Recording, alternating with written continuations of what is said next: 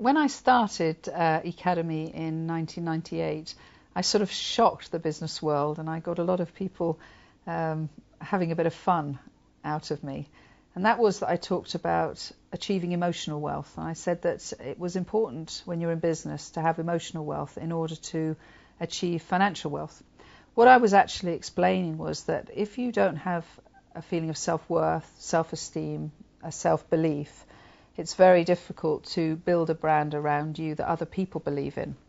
And so your emotional wealth, your stability about yourself and what you can offer people is very important in order to attract people towards you where they would want to trust you and trade with you and transact with you. In 2002, I wrote a blog all about this, and I called it Connecting Your Heart to Your Head. And once again, people said, Penny's gone mad. She's talking about heart in business. And it reminded me of growing up and being told I was oversensitive. It reminded me in business when I was managing people telling me I was too soppy and too sentimental. And once again, here I was in 2002 being told that.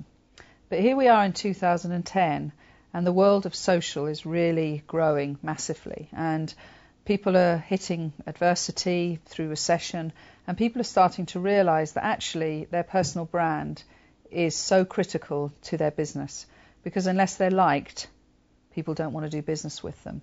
And we saw a breakdown in the institutions where people lost trust, and actually it became the individuals that were being followed. People followed Barack Obama, people wanted to follow David Cameron, people want to follow people because they want to trust the individual. And they feel if they can trust the individual, then they can trust what the individual stands for and what their business is. And so we created a process, and I wrote a book in 2009 called Know Me, Like Me, Follow Me. And in this interview here, in this column, I want to talk to you about that process very quickly. Know Me, Like Me, Follow Me is a journey of creating followers. Your gold at the end of the rainbow is when you have a following, not when you have a prospect list. That's the old world. Your gold is when you have a lot of people that are saying, I want to follow you. I want to follow what you say. I want to read your blogs. I want to join your social network. I want to join your following and be part of your following. But to achieve a following, you can't just force that. You can't create manipulative traps and just trap people into some list that you just email. A true following are people that have made the decision because they know you and they like you and they know why they want to follow you. So let's think about that in a little bit more detail. Why does somebody want to know you? What do they need to know about you? What is your brand? What is it that you stand for? Knowing yourself is the first step of building that following. So you have to actually spend time thinking about yourself and what it is that's worth knowing about you. And what is your message to the world? Know Me is about broadcasting. Know Me is about using social media, using YouTube, using video, using blogs, using anything that's one to many people, where you are broadcasting, but you're broadcasting with a sense of emotion, a sense of heart, with a sense of mission, a concept, a vision, a belief, a dream, something where people think, I know what this person stands for. And then once you've started to broadcast that, how do they engage with you? Now, when you get to engagements, it's when they get to like you. When they say, I like this person, they talk back to me.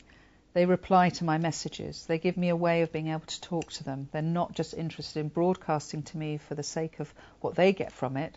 They're actually interested in talking to me. And that's when social media moves into social networking. No different to the offline world of using media, using television adverts, using newspaper, magazines, anywhere to advertise. You always give a way in which somebody can then contact you. That's when you move into social networking and you start to engage. And once somebody knows you and likes you, then they make the choice to follow you. So in what way are you allowing people to follow you? What can they follow? What can they pick up and read that you've written? What videos can they watch where you're an expert talking about a particular subject?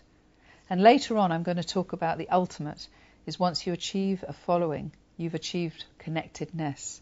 And I'm going to talk about the power of connectedness in a later column.